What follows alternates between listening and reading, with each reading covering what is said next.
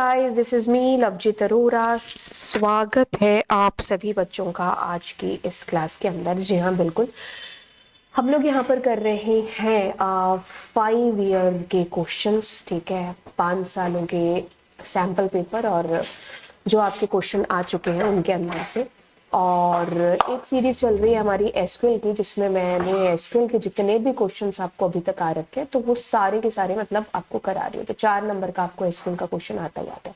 अगर आप ये दोनों सीरीज बड़े ढंग से देख लेते हो ना, तो ऐसा कोई भी क्वेश्चन नहीं होगा जो आपके पेपर में आपको इस सीरीज इन दोनों सीरीज से ना देखे। आप वो हर क्वेश्चन है जो कर पाओगे जो आपको आपके 13 तारीख के पेपर के अंदर दिखने वाला है। शुरुआत करते हैं पहले क्वेश्चन के साथ में, what do you mean by visual communication. तो कम्युनिकेशन वाला जो हमारा चैप्टर है उसके अंदर आपने पढ़ा होगा मेथड्स ऑफ कम्युनिकेशन। तो मेथड्स में आपके पास communication based on communication channel, style and purpose. हमें विजुअल कम्युनिकेशन की कहानी यहाँ पर थोड़ी पूछी गई है। देखिए, विजुअल कम्युनिकेशन किताबी भाषा कहती है कि involves a visual display of information. नाम से काम के बारे में पता चल रहा है कि विजुअल मतलब विजुअल डिस्प्ले यहाँ पर जो है इंक्लूडेड है।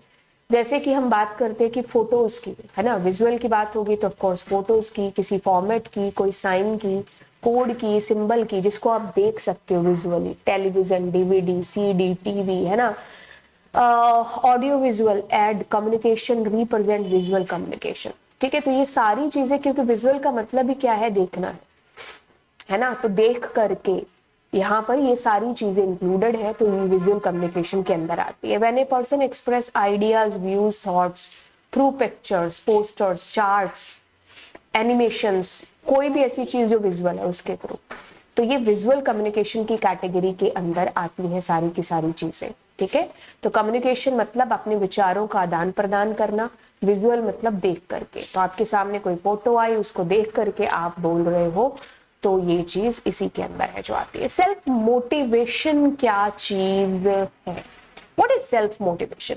मेरे ख्याल से आप अधिकतर जो चीजें हैं ना वो खुद से भी है जो कर सकते हो, क्योंकि सेल्फ मोटिवेशन मुझे नहीं लगता कि आपको इसकी कोई किताबी परिभाषा रटाने की जरूरत है जो पड़ेगी, क्योंकि सेल्फ मोटिवेशन आपको पता है। आपने अपने स्कूल में कहीं पोस्टर देखा होगा, आपने कोई ऐसी मूवी देखी होगी, है ना, नेवर गिव अप, आपने एमसी मैरी कॉम की मूवी देखी होगी, क्या सीखा आपने उसको देख करके? Never give up. Milkha Singh की मूवी देख करके क्या सीखा?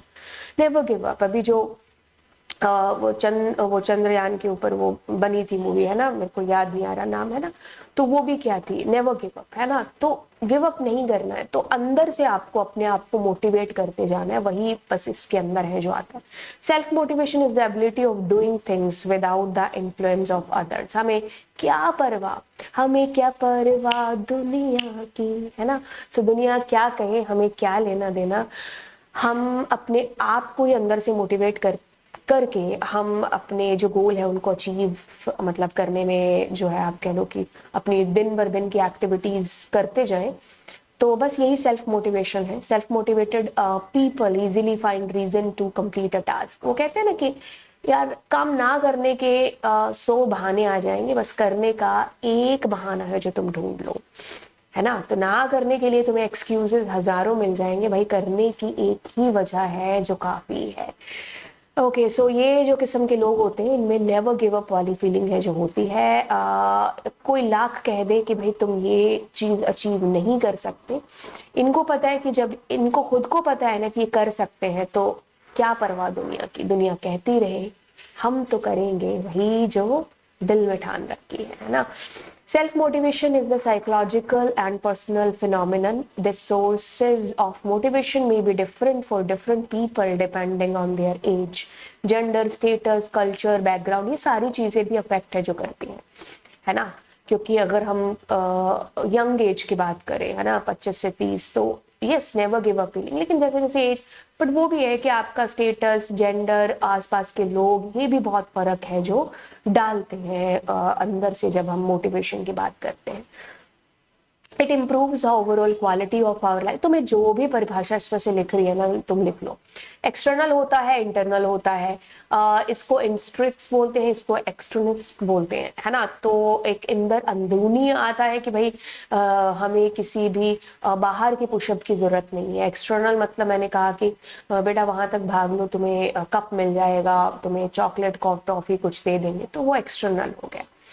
ठीक है, तो ये आता है इंटरनल, आप कह लो कि अपने आप से करना, और रिवॉर्ड एक्सटर्नल हो गया। ठीक है, तो ये आप इसमें लिख सकते हो।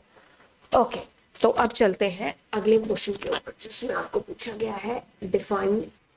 हम यहाँ पर वॉर्म्स की बात कर रहे हैं जो हमारे कंप्यूटर में होते हैं। जी हाँ, हमारे कंप्यूटर में भी कीड़े होते हैं। नहीं नहीं, पेपर में आपको ऐसे नहीं लिखना है कि हमारे कंप्यूटर के पेट में कीड़े होते हैं। ये तो एक हंसने की बात हो गई। बाकी अगर हम वॉर्म्स की बात करते हैं ना, तो ये भी एक मालवेयर का ही आप कह लो कि एक टाइप है। वॉर्म्स क्या होते हैं कि इस तरीके के वायरस होते हैं जो कि अपने आप को रेप्लिकेट है जो करते रहते हैं। ठीक है, कि आपने मान लीजिए पेन ड्राइव लगाई किसी सिस्टम के अंदर, आपने इसमें लगाई पेन ड्राइव, इसमें वॉर्म्स थे, अब आप अपने सिस्टम में लगाओगे तो यहाँ पर भी आ जाएंगे। और इसकी एक चीज होती है कि अगर एक वॉर्म आ गया ना, तो वो क्या करता है, अपनी सेना बनाता रहता है। ठीक है, बढ़ते रहते हैं वो। तो इससे क्या होता है कि मेमोरी की बड़ी दिक्कत है जो आती है, ये नेटवर्क से भी फैल जाता है, और उससे क्या दिक्कत आती है कि आपके इंटरनेट की स्पीड है जो कम हो जाती है। ठीक है, सो ये अपने आप को रेप्लिकेट करते रहते हैं, और इस तरीके से ये आप मतलब अगर आपकी डिस्क आप इतनी यूज कर रहे हो, ठीक है, तो ये वॉर्म्स क्या करेंगे, फैला फैला के आपको मेमोरी की दिक्कत करा देंगे। आप कहोगे कि यार मैं स्पेस तो बहुत कम यूज कर रहा हूँ, लेकिन फिर भी मेमोरी की दिक्कत क्यों आ रही है, बिकॉज ऑफ दीज वॉर्म्स। ठीक है, तो this makes it very difficult to remove them, क्योंकि एक को रिमूव करोगे तो एक भी बच गया, तो फिर वो रेप्लिकेट करके खतरनाक है जो होते हैं ये। ठीक है, तो एंटरप्रेन्योरशिप आपको डिफाइन करनी है कि what do you mean by entrepreneurship. Entrepreneurship, the process of developing a business plan, launching and running a business using innovation to meet customer needs and to make a profit is entrepreneurship. देखिए, entrepreneur पहले तो एक वो बंदा है, ठीक है, जिसके दिमाग में क्या आया, एक आइडिया आया इनोवेटिव सा, और उसने अपनी मेहनत से, लगन से उस आइडिया के पीछे वो लग गया। ठीक है, चाहे वो उसके दिमाग में कोई भी आइडिया क्यों ना, चाय बनाने का ही आइडिया क्यों ना आया हो, है ना, तो अब उसने उसमें इतनी क्रिएटिविटी डाली, इतनी उसके अंदर चीजें डाली, अब वो क्या है कि हाँ, अब उसने उस आइडिया के अंदर इतनी सारी जो है अपने एफर्ट, अपनी मेहनत डाली कि अब उसने अपना बिजनेस है जो एक एम्पावर है जो खड़ा कर लिया। ठीक है, तो बस अब ये जो प्रोसेस चल रही है भाई, कि उसने एक बड़ी कंपनी अपनी शुरू कर ली, आप छोटा भी बिजनेस कह लो कि इतना बड़ा भी नहीं हुआ है, तो वही एंटरप्रेन्योरशिप है। ठीक है, जिसमें बिजनेस प्लान आ गए, जिसमें आपका बिजनेस रन हो रहा है, कुछ इनोवेटिव आइडियाज से आप दूसरों से बेहतर अपने बिजनेस को आगे लेकर के जा रहे हो। तो बस वही है, एक self employment where one is running a business to satisfy the need of people and looking for ways to make the business better or to make profits. तो बस ये किताबी भाषा आप यहाँ पर लिख सकते हो। What do you mean by organic farming? मतलब दो शब्द जुड़ रखे, तो organic, दूसरा farming, है ना।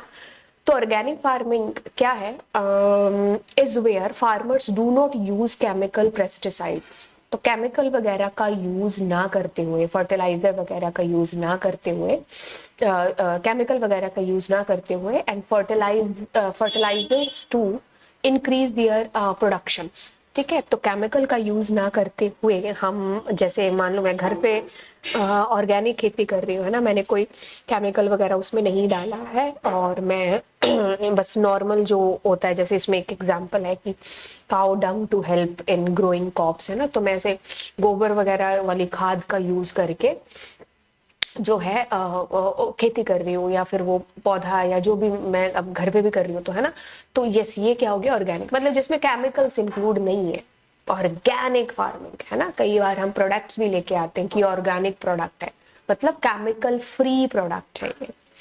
ठीक है, ओके। हाँ, अब ये हमारे हो गए 6, 7, 8, 9, 10 प्रश्न। यानी कि 2-2 नंबर के क्वेश्चन हमने कर लिए। अब आगे चलते हैं, कहता है कि what do you understand by styles. वो वाला स्टाइल नहीं जो हम मारते हैं, ये वो वाला स्टाइल पूछा इसने जो हमारे डिजिटल डॉक्यूमेंटेशन एडवांस के अंदर। स्टाइल क्या है? A style is a set of format that you can apply to selected pages, text frames, other elements in your document to quickly change their appearance। क्या तुमने ऐसा देखा था स्टाइल वाला पेज? हाँ, तो इसमें देखो क्या है, ये ग्रुप्स बने हुए हैं ना इसके, जो आपको जैसे चाहिए आप उस हिसाब से character style, paragraph style, frame style, page style, list style use कर सकते हो, है ना। तो it's a set of format that you can apply to selected page, text, frames, जहां पर भी आपको अप्लाई करना है। When you apply a style, you apply a whole group of formats at the same time। ठीक है, तो बस इससे आपके हेल्प जो हो जाती है कि आप एक बार अपना स्टाइल क्रिएट करके, आप खुद के भी वैसे क्रिएट कर सकते हैं ना, स्टाइल करके आप जो है उसको बार बार अप्लाई कर सकते हो। खैर, स्टाइल हमारे पास हो चुका है। Cell reference, cell reference is nothing, cell reference is just कि आप किस सेल को रेफर कर रहे हो, या फिर रेंज ऑफ सेल, कहां से कहां तक आपको वो फॉर्मूला पर्टिकुलर है जो अप्लाई कराना है, बस ये हमारा सेल रेफरेंस है जो हो गया। So differentiate between relative and absolute. I think ये question is the most favourite question of CBSE. CBSE is asking this question every year. अगर आप ये चीज नोटिस कर रहे हो तो मैं आपको बता दूं कि इस क्वेश्चन का आंसर मैंने इस वीडियो के अंदर बड़े प्रैक्टिकल वे में बताया, बट मैं आपको यहाँ किताबी भाषा बता देती हूँ। किताबी भाषा कहती है कि जो एब्सोल्यूट आपका जो हाइपरलिंक है ना, वो क्या है? A complete URL that specifies the exact location of a web page. मतलब जैसे मेरे को चिट्ठी भेजनी है ना, ये चिंटू है, इसके घर चिट्ठी भेजनी है, तो मेरे को इसका क्या पता होना चाहिए? कंप्लीट एड्रेस, एग्जैक्ट लोकेशन मुझे इसकी पता होनी चाहिए कि भाई ये चिंटू कहाँ रहता है। तो मैं इसकी गली number, house number, pin code, सारी चीजें डाल करके इसको वो चिट्ठी भेजूंगी। और एक जो चिंटू है वो मान लो मेरे घर से 4 कदम आगे पीछे रहता है ना, तो यानी कि मेरी करंट लोकेशन से ही आगे पीछे जो जाना है, तो वो क्या हो गया? वो रिलेटिव हो गया। अब इन चिंटू की जगह पर आप कोई भी इंटरनेट का कोई भी एक पाथ ले लीजिए, है ना। आप मान लीजिए किसी वीडियो को ओपन कर रहे हैं या किसी पीडीएफ को ओपन कर रहे हैं, है ना, तो स्पेसिफिक यानी कि आपने HTTPS से लेके पूरा उसका पाथ दिया है, ठीक है। और यहाँ पर हमें जो है, जब हम करंट डायरेक्टरी से आगे कहीं जाना चाह रहे हैं कि इस फोल्डर से इस फोल्डर में, तो आपको पूरा पाथ देने की जरूरत है जो नहीं होती। तो पार्शियल यूआरएल, ठीक है, that depends on the current location. आपकी करंट लोकेशन कहाँ है, बस वो ज्यादा मायने जो यहाँ रखती है। कंटेन्स अ पार्शियल पाथ और file name relative to the current page. Current page से रिलेटिव, ठीक है, नाम से ही काम का पता चल रहा है कि रिलेटिव। एंड अगर आप बात करोगे एब्सोल्यूट की, तो इसमें फुल पाथ HTTPS से लेकर के पूरा सोर्स देना पड़ता है, कोई फर्क नहीं पड़ता आपकी करंट डायरेक्टरी कहां पर है। Not affected by changes in directory structure और फाइल लोकेशन। देखो इसमें एक चीज और होगी कि अगर आपकी वो पर्टिकुलर फाइल, मतलब जिसका आपने पाथ दिया वह मौजूद नहीं है, तो फिर दिक्कत हो जाएगी, ठीक है। और अगर हम इन दोनों के ही एग्जाम्पल लें तो यहाँ पर ये देखो पूरा HTTPS से है, तो ये क्या हो गया? ये एब्सोल्यूट बात है जो हो गया, ठीक है। बाकी देखो इसके अंदर भी परिभाषा है कि relative link will stop working only if the start and target location change relative to each other. लेकिन ये स्टॉप वर्क कर देगा अगर आपका टारगेट ही वहां से मूव हो गया। मतलब जो एड्रेस आपने दे रखा है, जिस भी, जैसे मैंने इस वीडियो का एड्रेस दे दिया, ये वीडियो मैंने हटा दी वहां से, तो फिर तुमको क्या दिखेगा? दिखेगा ही नहीं कुछ भी, ठीक है। तो ये चीज है इसके अंदर। खैर, मैंने आपको बता दिया है। अब देखिए, आप बात करते हैं RDBMS की, यानी कि रिलेशनल डेटाबेस मैनेजमेंट सिस्टम। देखो RDBMS की अगर हम बात करें तो ये बेस्ड है किसके ऊपर? रिलेशनल मॉडल के ऊपर, ठीक है। ऐसे बहुत सारे मॉडल्स हैं जिनमें से रिलेशनल मॉडल है जिसके ऊपर बेस्ड है हमारा रिलेशनल डेटाबेस मैनेजमेंट सिस्टम, ठीक है। तो relational model, in the relational model of database of data is represented in the term of tuple. मतलब ये जो रिलेशनल डेटाबेस मॉडल है ना, इसके ऊपर बेस्ड है आपका RDBMS, और इसके अंदर रिलेशन का मतलब है हम टेबल की बात कर रहे हैं, ठीक है, तो टेबल क्या होंगी, आपस में रिलेट हो सकती हैं। मतलब आपका डेटा क्या है कि अगर कुछ डेटा यहाँ है, कुछ यहाँ है, कुछ यहाँ है, कुछ यहाँ है, तो आप इन टेबल को आपस में रिलेट कर सकते हो। ठीक है, इसके अंदर रो टेबल की बात हो रही है तो इट मीन्स रो की बात होगी, कॉलम्स जो मैंने लिखा नहीं यहाँ पर गलती से, बट यस रोज और कॉलम्स होंगे इसके अंदर। तो बस यही हमारा रिलेशनल डेटाबेस है जिसमें हम टेबल्स को आपस में कनेक्ट करके बस अपने डेटा के साथ काम है जो कर रहे होते हैं। डेटाबेस ऑर्गेनाइज्ड मतलब ऑर्गेनाइज्ड वे में हमारा डेटा है, और कौन सी ऑर्गेनाइज्ड वे में, कौन सी स्ट्रक्चर में, एक टेबल की स्ट्रक्चर के अंदर। ठीक है, क्लाइंट सर्वर आर्किटेक्चर हम लोगों को बताना, और ये क्वेश्चन आपका आ भी रखा है, आई थिंक पिछले साल भी आपसे पूछा गया है। देखिए कुछ भी नहीं, क्लाइंट और सर्वर के अंदर ये डाटा है, ठीक है, ये सर्वर है।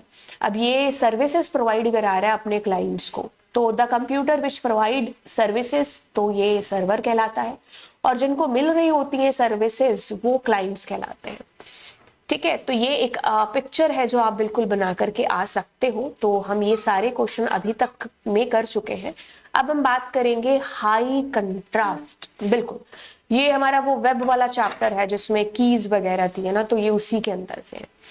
तो high contrast is an accessibility feature to assist people जिनको विजुअली आप कह लो कि इम्पेयर्ड है, उनके लिए है। You can change the size and colour of font and background for ease of viewing. मतलब हाई कंट्रास्ट दे करके अपने इसको विंडो को है ना, विंडो के लुक को, अपीयरेंस को, मतलब आपके जो भी आपके पास फॉन्ट या ये जो भी आपको ऊपर ड्रॉ ये सब दिखाई दे रहा है, तो ये आपको चमकता हुआ सा हाई कंट्रास्ट में दिखाई दे, ताकि जो लोगों को कम दिखाई देता है या विजुअल इम्पेयर्ड है तो वो भी अच्छे से काम है जो विंडो के ऊपर कर पाए, है ना।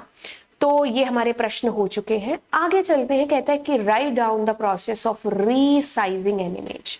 इमेज को रीसाइज करने की बात है। कुछ नहीं, आप इमेज पकड़ो, बस उसके ऊपर आपको जो है मतलब किसी भी इमेज को आपने अगर किया, मैंने मान लीजिए यहाँ पर ही ले लेते हैं, जैसे ये इमेज है मेरी, है ना, तो बस इसको रीसाइज क्या कर रहे हैं, ये रीसाइज करना ही तो हो गया। बस इसी को आपको किताबी परिभाषा भाषा के अंदर लिख देना। ठीक है, ओके, अगले क्वेश्चन की बात करते हैं। तो आपके पास में है ओरिजिनल और एडिटेड वर्कशीट है, दोनों को कैसे कंपेयर करेंगे, रिलेशनशिप। खैर ये क्वेश्चन मैंने बड़े ढंग से आपको प्रैक्टिकली इसके अंदर करा रखे हैं। ठीक है, तो आप लिंकिंग वाले लेक्चर को देख सकते हो, और आप अगर रिलेशनशिप की बात करोगे तो ये देखो आपको 13-14 मिनट का लेक्चर है, 1 to 1, 1 to many, many to 1, है ना। अब अगले क्वेश्चन की बात करते हैं, प्राइवेसी और डेटा कंसिस्टेंसी। देखिए प्राइवेसी से क्या मतलब है, मुझे नहीं लगता कि इस वर्ड को मुझे समझाने की जरूरत पड़ेगी। हम मोबाइल में बहुत बार प्राइवेसी की सेटिंग्स है जिसको चेंज करते, तभी हम कहते हैं कि ये बंदा हमारा स्टेटस देख ले, ये बंदा ना देखे, है ना। तो ये प्राइवेसी हम लोग कर रहे होते हैं कि इसको फोन नंबर दिखना चाहिए, या ये मेरी प्रोफाइल पिक करना ना देखे, या जो भी है ना। प्राइवेसी अगर हम बात करते हैं ना, तो हमारे डेटाबेस को अगर हम यूज कर रहे हैं तो प्राइवेसी मेंटेन रहती है हमारे डेटा की। एक तरफ मान लो तुमने फाइल के अंदर डेटा रखा, और दूसरी तरफ मान लो तुमने डेटाबेस में डेटा रखा है। अब इसके अंदर क्या चीज हो सकती है, फाइल के अंदर तुमने अपना फोन नंबर, एड्रेस लिखा है, कोई भी आएगा खोलेगा और आपका डेटा चेंज भी कर सकता है, और आपका डेटा देख करके जा सकता है, लीक हो सकता है। लेकिन यहाँ पर without your permission nobody can do any change, even nobody can change तो दूर की बात है, they can't even see your data, because आपकी परमिशन यहाँ पर अथॉरिटी नहीं है। तो ये फायदा हो जाता है। तो only the authorised person who is having authority to access this database or data, so they can only see, they can only watch, they can only change। तो ये प्राइवेसी कंसर्न यहाँ पर होता है जब हम डेटा बेस का use है जो करते हैं। तो हमारा डेटा इज मोर सिक्योर जब हम डेटाबेस यूज करते हैं as comparison to the flat file. अब डेटा कंसिस्टेंसी से क्या मतलब है कि मान लीजिए आपकी एक फाइल के अंदर, मतलब ये क्लास टीचर के पास में आपकी फाइल है, एक फाइल मान लीजिए आपकी एडमिन ऑफिस के अंदर है, एक मान लीजिए लाइब्रेरी के अंदर है, और एक मान लीजिए आपके कंप्यूटर टीचर के पास में, या एक आपके पीजी में। तो आप आते हो, आप अपनी मैम के पास क्या करते हो, अपना फोन नंबर चेंज करा देते हो कि मैम मेरा phone number was PYQ, but अब मेरा फोन नंबर चेंज होकर के ABC हो चुका है। तो आपकी मैम क्या करती है, एडमिन ऑफिस में भी आपका फोन नंबर PYQ से ABC करवा देती है। लेकिन अब आपकी मैम को ये नहीं पता ना कि आपका रिकॉर्ड और भी जगहों पर चल रहा है। तो यहाँ पर तुम्हारा फोन क्या है, ABC, बट इन सारी फाइल्स में क्या है, तुम्हारा फोन नंबर अभी भी पुराने वाला है। तो क्या हो रहा है, मिसमैच हो रही है ना कॉपीज, है ना, मल्टीपल कॉपीज बट मिसमैच हो रही है। अब कुछ टाइम के बाद में ऐसा होगा कि अरे 3 में ये वाला फोन नंबर है, 2 फाइल्स के अंदर आपका ये वाला है, तो सही कौन सा हुआ यहाँ पर या गलत कौन सा हुआ। तो यही डेटा कंसिस्टेंसी है, ठीक है। तो is ensure the database because there is no data redundancy, ठीक है, रिडंडेंसी नहीं होनी चाहिए डेटा की। Data consistency means there should be multiple mismatching copies of the same data. All data appears consistently across the database and must be the same for all the users viewing the database. ठीक है, तो जितने user उस database को access कर रहे हैं उन सबको सेम ही रिजल्ट है जो विजिबल होना चाहिए। इसके लिए एक और एग्जांपल ले लो कि जैसे मान लीजिए आपने दिल्ली से लेकर के चंडीगढ़ तक की टिकट बुक करवाई ट्रेन की, और आपकी टिकट किस में है, वेटिंग के अंदर है, ठीक है। तो अब आप जाते हो रेलवे स्टेशन, वहां पर काफी सारे काउंटर हैं, काउंटर A है, काउंटर B, काउंटर C। आप इनसे पूछते हो तो ये कहते हैं नहीं नहीं आपकी टिकट अभी वेटिंग में है। आप सोचते हो इनको बड़ा पता है, इनको देख लेते हैं, ये कहेंगे वेटिंग में है।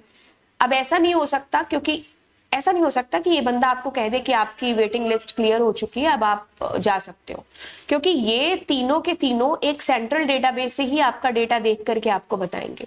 तो अगर सेंट्रल डेटाबेस में कोई चेंज होगा तो वो सब जगह चेंज आपको अपीयर होगा। इवन तुम अंटार्कटिका में बैठ करके भी देखोगे तो भी तुम्हें वेटिंग ही दिखाएगा, ठीक है। तो एक जगह चेंज, सब जगह विजिबल, तो that must be same for all the users.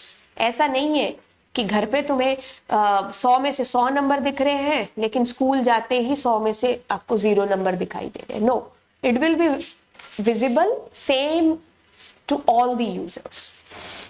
अच्छा, अब कहते हैं कि स्टेट एनी 4 रूल्स और etiquettes to be followed while chatting on internet. बिल्कुल, ये चीज आप लोग नहीं जानोगे तो कौन जानेगा, क्योंकि आप ही लोगों के लिए है एटिक्वेट्स। जैसे घर में हमारे मेहमान आते तो हम बदल से जाते हैं ना, हम जो जंगली से होते हैं और हम अचानक से ये एकदम मतलब सियाने और सोने बच्चे बन जाते हैं। बस वो चीज है कि अब हम इंटरनेट की दुनिया में हैं तो हमें यहाँ पर भी ऐसे सियाने सोने बच्चे बन करके काम है जो करना होगा।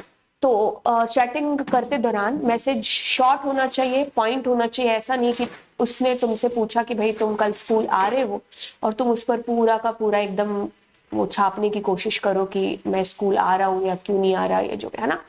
तो शॉर्ट करिए। ऑलवेज इंट्रोड्यूस, अगर आप एक नए नंबर को देखते हैं तो आप ऐसा नहीं कि आप डायरेक्ट काम सौंप दें, आप पहले इंट्रोड्यूस करें। Ask if the other person has time to chat first. ऐसा नहीं कि बंदा सामने वाला बिजी है और तुम फिर बातें करने लग जाओ ना। तो ये सारे जो आप कुछ भी इनमें से लिख सकते हो, बहुत ईजी है। In a business environment, know exactly what you want to discuss, ठीक है। तो आप पहले तय कर ले कि आपको बात क्या करनी है, देन आप स्टार्ट करिए, ठीक है। तो बिल्कुल रूड मैसेजेस का इस्तेमाल मत करिए, ठीक है। Upper case is extremely rude. तो अगर आपको कोई चीज शाउट करके कहनी होती तब हम अपर केस का यूज करते हैं। Give people time to respond. ऐसा नहीं कि आपने अगर कुछ मैसेज कर दिया है तो आपको उसी सडनली मैसेज उसका रिप्लाई आना चाहिए।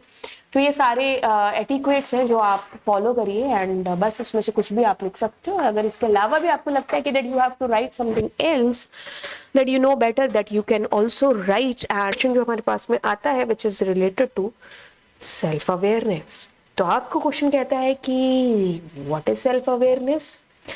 Also give any 2 benefits of self awareness. बिल्कुल आपको अपने बारे में जितनी अवेयरनेस होगी उतने ही बेनिफिट्स है जो होंगे। तो पहले मतलब आपको पता होना चाहिए, उसके बाद में पता होगा मतलब तो आप फिर इनके बेनिफिट्स भी हैं जो लिख सकते हैं। तो चलिए यहाँ पर मैंने आपके आंसर्स को अरेंज कर रखे। अगर सेल्फ अवेयरनेस को एक ही लाइन में समराइज करना है तो दैट मीन्स कि आपको पता होना चाहिए आपकी खुद की स्ट्रेंथ और आपकी खुद की वीकनेस, है ना। मतलब अपने बारे में एक बंदे को पता है कि भाई जो है उसकी स्ट्रेंथ क्या है, उसकी वीकनेस क्या है, ठीक है। तो अपने बारे में ही चीज़ों का पता होना। कि कुछ लोग आप कह लो कि सुबह से उठ के शाम तक उनको पता ही नहीं कि भाई क्या ही कर रहे हैं, है ना, दूसरे आकर के उसको बता रहे हैं। तो आपको अपने बारे में चीजें पता है, दूसरों को बताने की जरूरत नहीं है। तुम्हारे दिमाग का कंट्रोल है जो वो तुम्हारे हाथ में है। Self awareness means being aware of your personality, like dislike, thoughts, believe, emotions, motivations. तो अपने बारे में पता होना, तो आप इनमें से कोई भी एग्जाम्पल या फिर कोई भी परिभाषा, डेफिनेशन है जो लिख करके आ सकते हो। और इसके अलावा अगर आपको खुद से भी बनानी आ रही है कोई डेफिनेशन सेल्फ अवेयरनेस के लिए, तो वो भी आप लिख सकते हो। अगर आपको इतनी चीज पता है सेल्फ अवेयरनेस के बारे में, तो आप इसके बेनिफिट्स भी है जो लिख सकते हो। क्योंकि अगर आपको अपनी वीकनेस पता है, आपको अपनी स्ट्रेंथ पता है, तो आप अपनी स्ट्रेंथ को और ज्यादा मजबूत और अपनी वीकनेस को कम है जो कर सकते हो, है ना। क्योंकि आपको खुद के बारे में पता है, तो बिल्कुल आप अपने आप को एक करेक्ट, अच्छी जो है सक्सेस वाली जो डेस्टिनेशन है, आप वहां तक अपने आप को बिल्कुल है जो लीड करते हुए लेकर के जा सकते हो। तो it helps us in converting, हमारी वीकनेस हमारी स्ट्रेंथ में कैसे कन्वर्ट होंगी। पहले अपने आप को ये बताना है कि भाई वीकनेस और स्ट्रेंथ आपकी है क्या। तो जैसे ही पता चल जाती है, तो इसका बेनिफिट, इसका फायदा आप उठा सकते हो कि अपनी वीकनेस को स्ट्रेंथ में धीरे धीरे बदलना शुरू कर सकते हो। It helps us in converting our strength into exceptional talent. क्योंकि आपके अंदर एक टैलेंट है, ये चीज आपको पता है, लेकिन आपको पता है, अब आप उसके ऊपर ये काम कर रहे हो, देन आप उसको एक एक्सेप्शनल टैलेंट है जो अपना बना सकते हो, जो किसी के पास नहीं है ना। रोनाल्डो को जो है फुटबॉल खेलना आता था, बचपन में उसने खेला होगा, फिर उसने प्रैक्टिस कर करके ये एक ऐसा टैलेंट अपने अंदर बना लिया है ना कि भाई जो है लोग तरसते हैं कि अच्छा ऐसा मुझे फुटबॉलर है जो बनना है। तो यानी कि सेल्फ अवेयरनेस, स्ट्रेंथ पता चली, वीकनेस पता चली, तब वीकनेस को स्ट्रेंथ में बदलना स्टार्ट किया, और जो स्ट्रेंथ है उसको एक ऐसा टैलेंट बना लिया कि भाई जो है एक्सेप्शनल टैलेंट आप कह सकते हो। It allow us to understand other people. तो दूसरों को भी है जो समझना हम लोग धीरे धीरे जो है शुरू कर सकते हैं या करेंगे, अगर हमें अपने बारे में ही चीजें हैं जो पता चल जाती हैं। तो ये चीजें आप लिख सकते हो। 2 नंबर का प्रश्न था, give one example each of the following, stress casual agent for student, mental और सोशल। देखो इसमें कोई भी ऐसी चीज नहीं है कि जो आप कह लो कि भाई किताबी भाषा आपको चिपकानी है, आप अपनी मनमर्जी से भी लिख सकते हैं। जैसे इसी में आपको 100-50 चीजें ऐसी मिलेंगी कि अच्छा ये तो मुझे पहले से पता था। जैसे मेंटल की बात कर रहे हैं, है ना, enable to handle their assignment, line, examination, grades. बिल्कुल ये भी एक स्ट्रेस का एक कारण, एक रीजन है जो बन जाता है कि आप जो है असाइनमेंट की डेडलाइन हो गई, सबमिशन, आपकी मैम ने कहा कि भाई इस प्रोजेक्ट का करो, लेकिन आप उसको कर नहीं पाते उस टाइम पर, है ना। तो ये भी एक स्ट्रेस का एक कॉज है जो बन जाता है कि आपके दिमाग में वो स्ट्रेस है जो आ जाता है।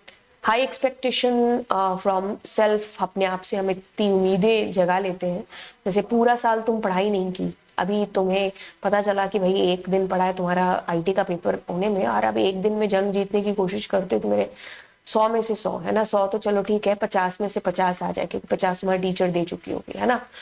तो ऐसा नहीं हो सकता कि हम एक ही दिन में कुछ ऐसी जंग जीत लें, है ना। तो अगर कल युद्ध है तो मैं आज तैयारी करना शुरू नहीं करूंगी।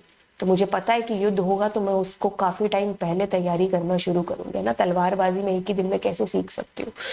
तो अगर मैं ऐसा सोचूंगी कि मैं कर लूंगी तो मेरे स्ट्रेस आएगा, है ना। तो फैमिली की एक्सपेक्टेशन, सोसाइटी एक्सपेक्टेशन, खुद से एक्सपेक्टेशन हम बहुत ज्यादा कर लेते हैं जितनी होती भी नहीं है ना।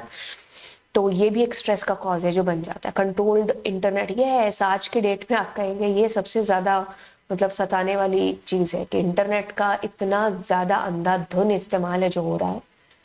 आप में से अधिकतर बच्चे होंगे जो फ्री फायर के और पता नहीं कौन कौन से गेम है जिसके शिकार हो चुके होंगे, है ना। अभी आपको अगर चीज सिखाएंगे या समझाएंगे तो आपको ये भाषण सा लगेगा, लेकिन एक एज के एक पीरियड को खत्म होने के बाद जब आप वापस देखोगे तो आपको खुद पर ही हंसी आएगी कि अरे हमने अपनी जिंदगी के कितने कीमती साल जो हम कुछ बन सकते थे या कुछ हम कर सकते थे लाइफ में, तो वो हमने इस इंटरनेट में, सोशल मीडिया के अंदर है जो गवा दिए, है ना। मैसी की अगर आप यूट्यूब के ऊपर पूरी लाइफ जर्नी देखोगे तो जिस टाइम पर तुम वीडियो गेम और सोशल मीडिया खेल रहे हो ना, उस टाइम पर वो बंदा टीम में सेलेक्ट हो चुका था, है ना। तो यस, तभी तो आप एक इतिहास रचते हो, आज करोड़ों दुनिया उसकी फैन है ना। क्योंकि उसने अपना बचपन इसके अंदर नहीं गवाया, इसके अंदर नहीं गवाया, उसने बचपन वहां स्पेंड किया है जिसके लिए आज दुनिया उसकी दीवानी है खैर फाइनेंशियल कंस्ट्रेंट्स प्रॉब्लम, फाइनेंशियल भी कभी दिक्कतें हैं जो घर पर होती हैं, तो वो भी स्ट्रेस का कॉज बनती है। पुअर टाइम मैनेजमेंट, हम टाइम मैनेज नहीं कर पाते हैं, है ना। सुबह 7 बजे का अलार्म लगा करके हम उठते 9 बजे है, तो 2 घंटे का जो गैप होता है वो पूरा दिन ही हमसे नहीं संभाला जाता। तो स्ट्रेस ड्यू टू पैंडमिक की वजह से, चलो अब तो खैर पैंडमिक का टाइम चला गया है, या फिर अनफोर्सीन सर्कमस्टांस लिख सकते हो, हेल्थ इश्यूज हो सकते हैं जिनकी वजह से स्ट्रेस मेंटल आ गया आपके ऊपर, ठीक है। तो ये सारे इनमें से कोई भी आप कारण है जो लिख सकते हो। एंड सोशल की बात करें तो डिस्कॉर्ड अमंग फैमिली मेंबर्स, परिवार वाले आपस में लड़ झगड़ रहे हैं, तो ये भी एक सोशल मतलब हो गया है ना, मन मुटाव परिवार वालों के। पीयर प्रेशर, भाई आपका इतना अच्छा पढ़ रहा है, आईआईटी में सेलेक्ट हो गया, तो उसका एक प्रेशर आपके ऊपर है कि भाई तुम्हें भी अब जो है एक लायक बच्चा है जो साबित होना है। अगर भाई नालायक है तो तुमको भी तो प्रेशर आएगा, वो एक नालायक हो गया तो तुम्हें अच्छा बनना है ना। स्टेटस शो ऑफ, है ना, ये भी एक आप कह लो कि इसी का ही है एक जो दूसरा रूप, कि हम जो है आज कह लो कि भाई पर्सनल लाइफ में कैसे भी हो, अच्छे बुरे भले, लेकिन जो स्टेटस शो ऑफ है हमारा सोशल मीडिया पर या जहां पर भी है ना, वर्चुअल दुनिया के अंदर, तो वो हमारा एकदम पूरा पूरा बराबर है जो होना चाहिए, है ना।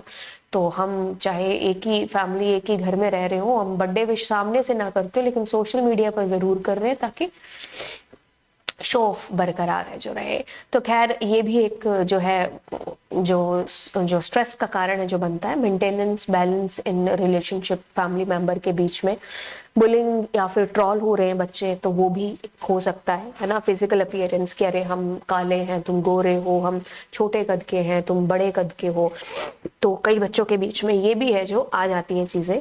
तो जेंडर बायस कि हाँ लड़के और लड़कियों के बीच में एक अंतर फैमिली क्रिएट कर देती है बचपन से, या आस पड़ोस फैमिली मेंबर है ना, तो वो भी एक स्ट्रेस का कारण है जो बनते हैं। तो यस, ये चीजें थी जो आपने लिखनी थी इसके अंदर, ठीक है। वन एग्जाम्पल था, हमने तो खैर काफी डिस्कस कर लिए। फाइल और फोल्डर का क्या एग्जाम्पल है यहाँ पर, तो फाइल और फोल्डर को समझने के लिए मैं आपको पहले ये दिखाती हूँ। जैसे ये जो येलो येलो आपको जितने भी दिखाई दे रहे हैं, ये सारे फोल्डर्स हैं, ठीक है। अब आप जैसे ही इनको ओपन करोगे तो ये सारी क्या है, फाइल्स हैं। हर फाइल का देखो एक एक्सटेंशन है, .pdf, .lck, .odb, pdf, pptx, odt। तो फाइल का एक एक्सटेंशन है और ये येलो कलर का फोल्डर है। तो मतलब फोल्डर के अंदर हमारी फाइल है जो होती है, और फाइल के अंदर डेटा होता है। तो फोल्डर एक तरीके से एक ऐसा घर हो गया जहां हम अपनी फाइल को स्टोर करके रखते हैं। इसका नाम हम देंगे, ठीक है, कि भाई ये फोल्डर है और उसके अंदर ये फाइल है। तो अगर हम इसकी किताबी भाषा को एग्जाम में लिखने लायक देखें तो all information stored in a computer is kept in file.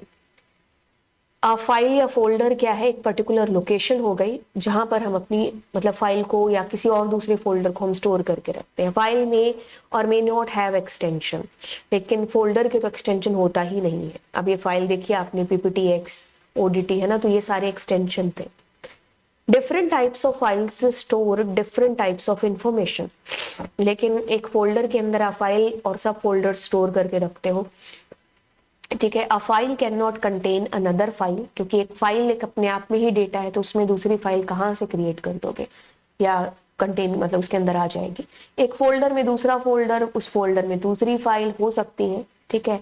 File is a collection of text. एक फाइल की अगर हम बात करें तो ये भी एक फाइल ही है ना। इस फाइल के अंदर क्या है, टेक्स्ट है, इमेजेस है। लेकिन एक फोल्डर के अंदर क्या होगा, फाइल होगी, और फाइल के अंदर क्या होगा, टेक्स्ट इमेजेस होंगे, और फोल्डर के अंदर भी टेक्स्ट इमेजेस रख सकते हो आप।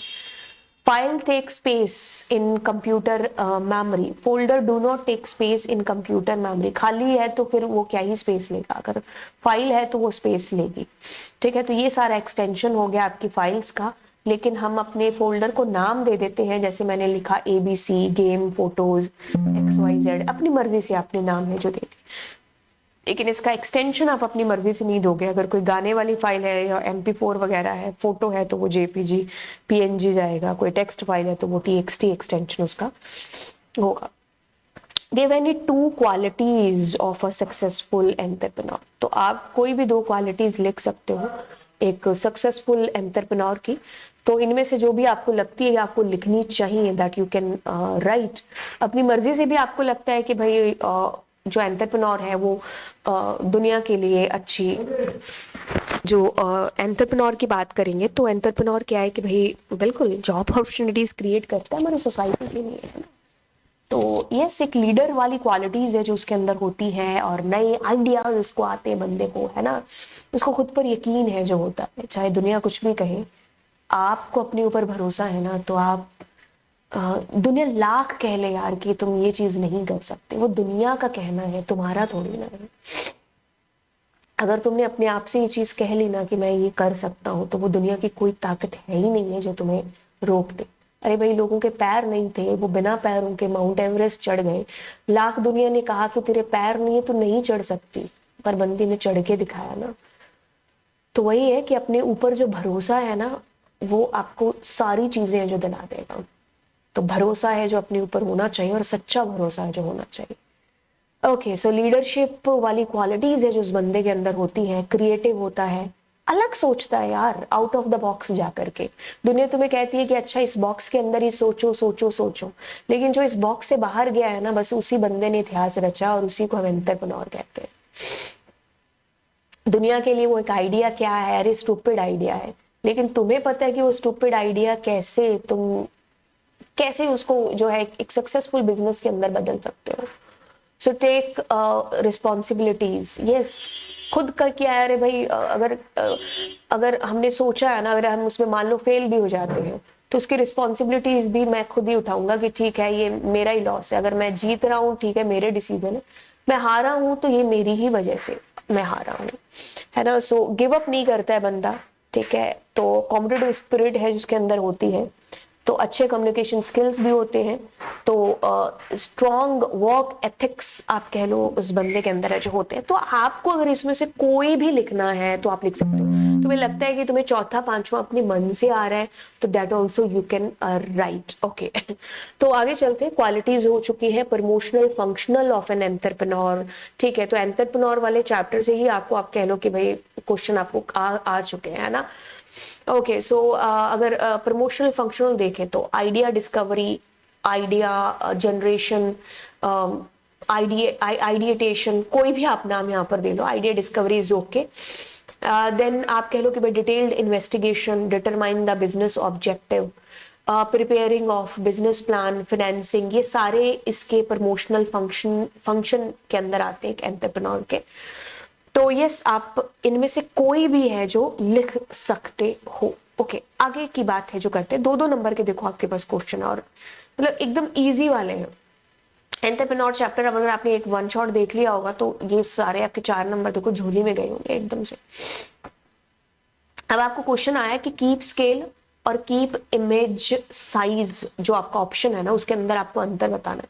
मैं इसके लिए ना सीधा सीधा आपको पहले यहाँ लेकर के चलती हूँ। ये एक मेरे पास फोटो है, अब मैं इस पर डबल क्लिक करूंगी तो एक ओपन होगा। तो यहाँ क्रॉप है ना, यहाँ आपको क्लिक करना है। तो यहाँ 2 दे रखे हैं, कीप स्केल और कीप इमेज साइज।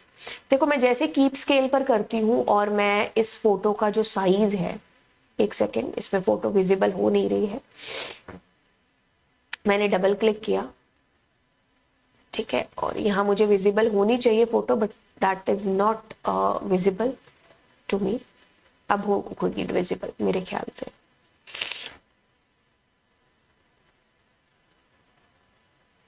ठीक है,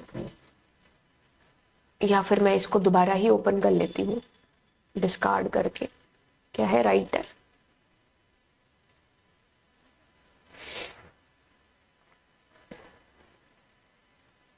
ठीक है, एक इंसर्ट कर लेते हैं पिक्चर।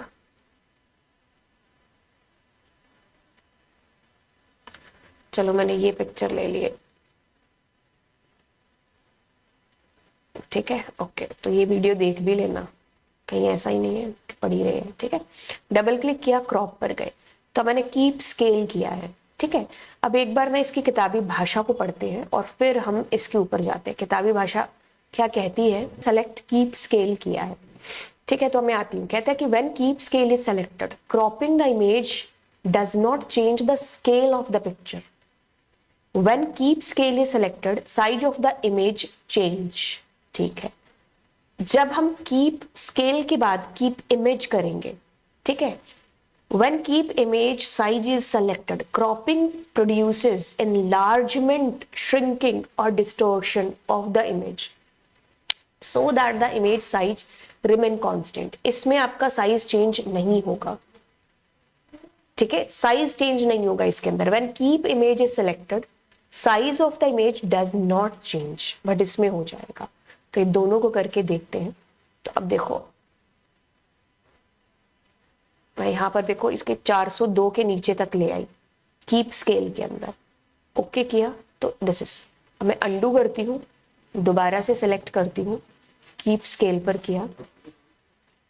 अब मैं देखो इसको दोबारा से वहां तक ले आती हूँ, ओके करूंगी तो देखो मेरी साइज यहाँ पर चेंज नहीं हुआ है, तो वही क्या हो गया, एनलार्ज हो गया है ना. तो वही चीज इसके अंदर आपको बोली गई है कि when keep image size is selected, cropping produces enlargement, मतलब आपकी साइज चेंज नहीं हो रहा आपकी इमेज का, ठीक है.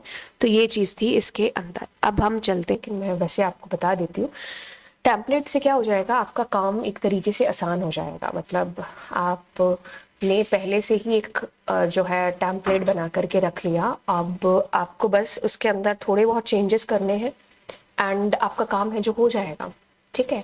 तो इससे मेन जो आपके पास में फायदा होकर के आएगा दैट इज क्या कि आपका जो टाइम है वो सेव हो जाएगा. ऑफ कोर्स मनी भी है जो सेव होगी, क्योंकि once if you have created that thing again and again you need not to do the same task, है ना. सो टेम्पलेट एक प्री डिफाइंड फॉर्मेट है, ठीक है, और जिसको हम लोग क्रिएट करके रख लेते हैं. So they can contain anything that a regular document can contain text, क्योंकि एक डॉक्यूमेंट ही हो गया, बस आपने उसको क्रिएट करके रख लिया, ठीक है. So template simplify the creation of document, template can ease our workload, template can increase our efficiency. तो इसमें से आपको जो भी लगे कि आपको लिखने वाला है दैट यू कैन राइट, ठीक है. अब ये कहता है कि why do we need to merge worksheets, हमें मर्ज करने की आवश्यकता क्यों पड़ती है हमारी वर्कशीट्स को. तो एक तरीके से क्या है कि मान लीजिए इसको समझने के लिए आपके पास में एक वर्कशीट है, दूसरी वर्कशीट है एंड तीसरी है.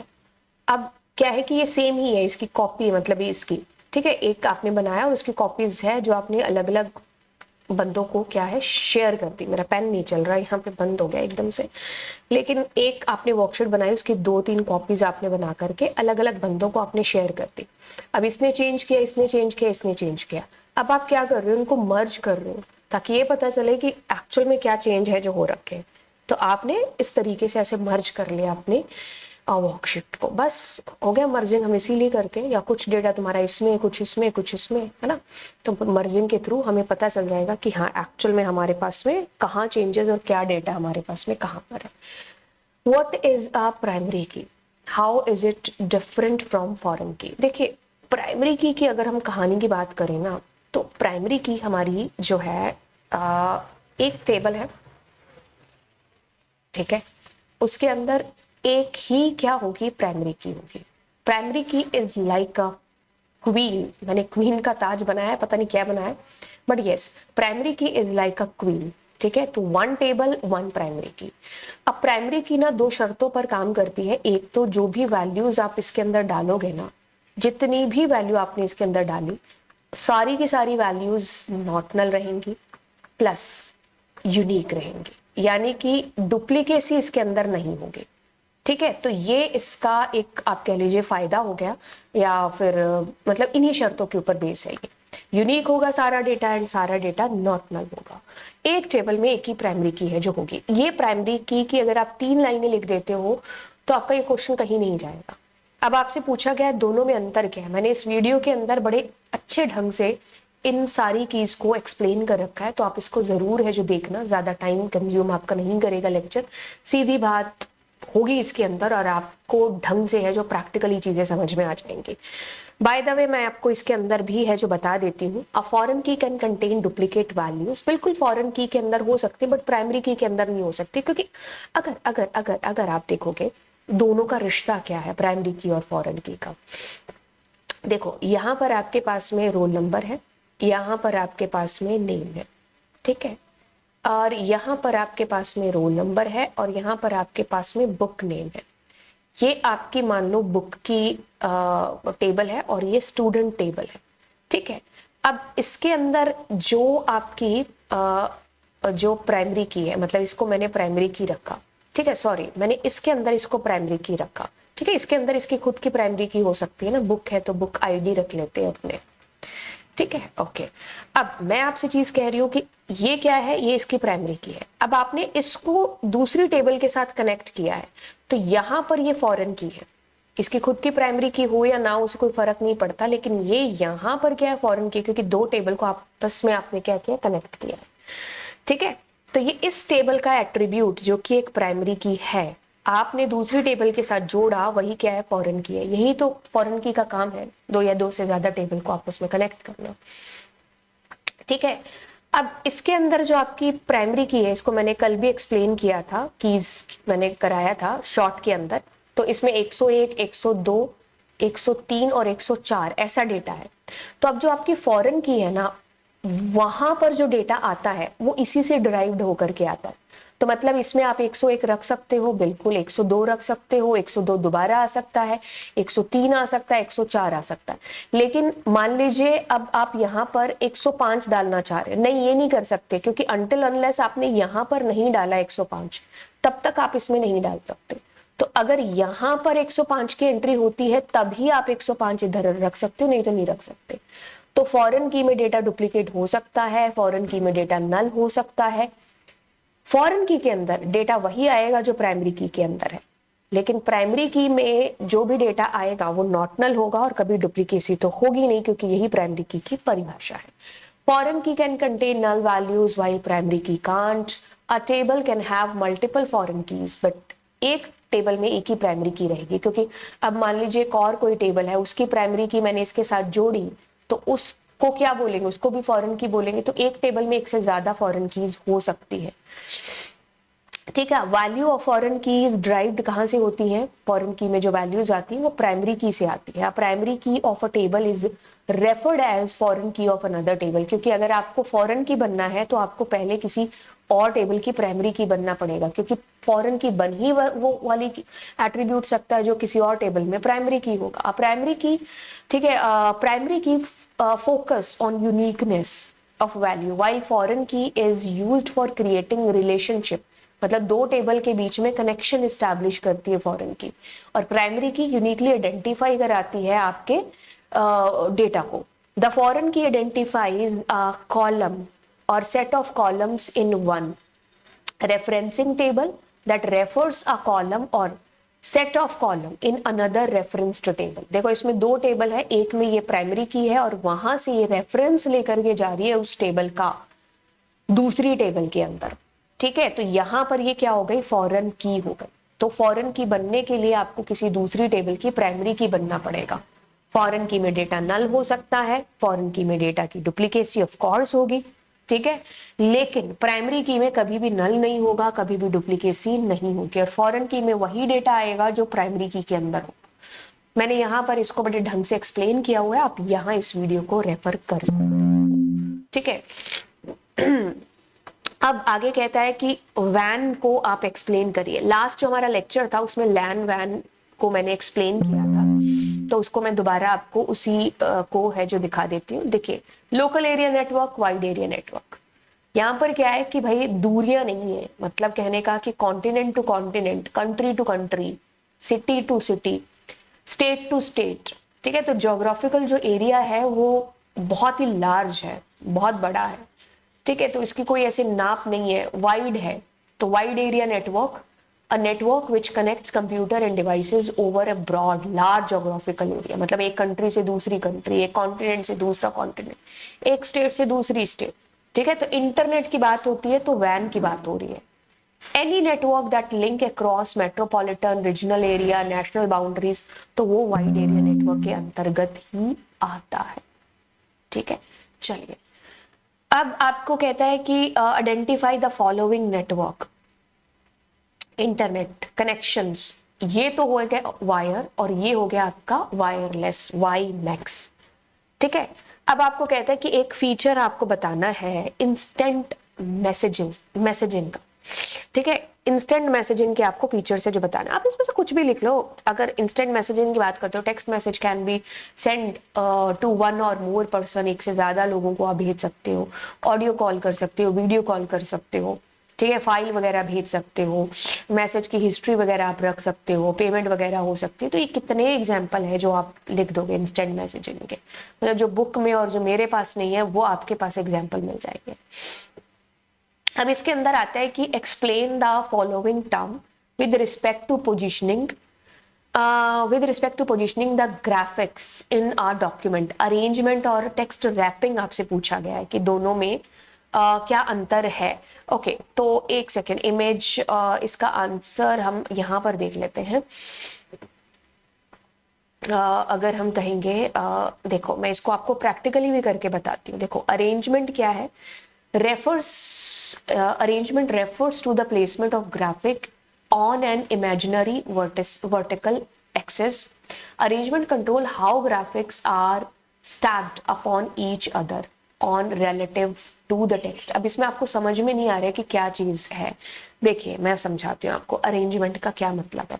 ये send backward, bring to front, या आपने बिल्कुल किया होगा लेकिन अभी आपको याद नहीं होगा, कोई बात नहीं।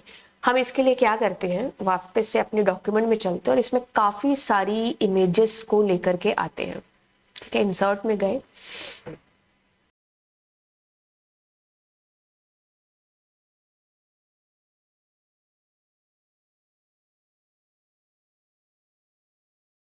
इसको डीसेलेक्ट नहीं किया है ना, तो एक काम करते हैं, इसको कॉपी करते हैं, इसको रिप्लेस करते हैं, इसको कंट्रोल भी करते हैं, ठीक है।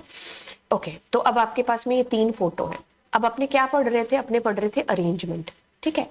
अब मैं क्या कर रही हूँ कि मेरी 3 फोटोज ऐसे हैं, तो मैं इनका अरेंजमेंट कर रही हूँ कि मेरे को ये बताना है कि कौन आगे होगा, किसकी मतलब अरेंज कर रही हूँ ना, कौन आगे है, कौन पीछे है, कौन सी मतलब इमेज है, तो ये चीज मेरे को बतानी है, ठीक है। तो अब इसके लिए आप क्या करोगे, आप फॉर्मेट के अंदर जाओगे, अरेंज नाम से लिखा है ना, तो अब आप जिसको सेलेक्ट किया है तो आप इसको बताओगे कि भाई तुम एक पीछे चले जाओ, और या फिर तुम सबसे पीछे है जो चले जाओ। तो ऐसे करके अरेंज करोगे। जैसे मैंने इसको सेलेक्ट कर लिया, ये 50 आउट ऑफ 50 को, तो अब मैं अगर इसको अरेंज कर रही हूँ और मैंने कहा फ्रंट में आ जाओ, तो ये पहले आ गए। तो ये चीज इस परिभाषा में बोली गई है। अरेंजमेंट या arranging an image means determine the position relative to other images, या दूसरे ऑब्जेक्ट है उनके सेंस में इसकी पोजीशन कहां पर होगी आपकी फोटो की, ठीक है। तो सेंड बैक, सेंड बैकवर्ड, ये सारे आप लिख सकते हो। अब टेक्स्ट रैपिंग क्या हो गया कि आपका कुछ टेक्स्ट है और आपको ये जमाना है कि आपकी फोटो आपको कहाँ रखनी है, ठीक है। तो जैसे आपके पास में मान लीजिए ये टेक्स्ट है, ठीक है, ये आपकी एक फोटो है, ये फोटो है। तो अब आपको ना समझ में नहीं आ रहा है कि आपको आपका टेक्स्ट कहाँ रखना है, मतलब फोटो के बीच में रखना है, कहाँ रखना है ना। तो आप इस तरीके से उसको मतलब जमा नहीं पा रहे हो, है ना। तो अब आप उसके लिए क्या करोगे, फ्रंट और फिर अपने क्या कर रहे थे, रैप, है ना। तो मैंने अगर कर दिया रैप ऑफ, ठीक है, तो ये रैप ऑफ ही था मेरे ख्याल से। तो फॉर्मेट कहाँ हो गया, ये रहा, ठीक है। तो मैंने कहा यहाँ पर पेज रैप, ठीक है। तो अब देखो मैं इसके ऊपर भी ले आऊंगी तो भी नहीं है ना, तो ये इस तरीके से आप कह लो कि ये हो गया। मतलब आपकी फोटो की जो पोजीशन है वो आपको कैसे कहाँ रखनी है, तो दैट इज ऑप्टिमल पेज। तो ये साइड में आपने रख लिया। देन अगर हम रैप के अंदर सारे एग्जाम्पल करके देख लो, जो मैंने कराया होगा तो मैंने हर एक चीज बड़े ढंग से आपको कराई थी, है ना। तो ये एंकर से किस तरफ है जो आ रही है, इसकी परिभाषा देख लो। कहते हैं कि wrapping refers to the relation of graphics to the surrounding text which may wrap around the graphic on one or both sides, be overprinted behind or in front of the graphic। मतलब आप ये तय कर रहे हो कि आपको कहाँ रखनी है पोजीशन, ठीक है। तो टेक्स्ट या फिर ये वाली परिभाषा लिख दो कि around the image, that image does not interfere with the line spacing, ठीक है। तो आप बिफोर आफ्टर पैनलर करके जो भी आपको पोजीशन रखनी है दैट यू कैन डू, है ना।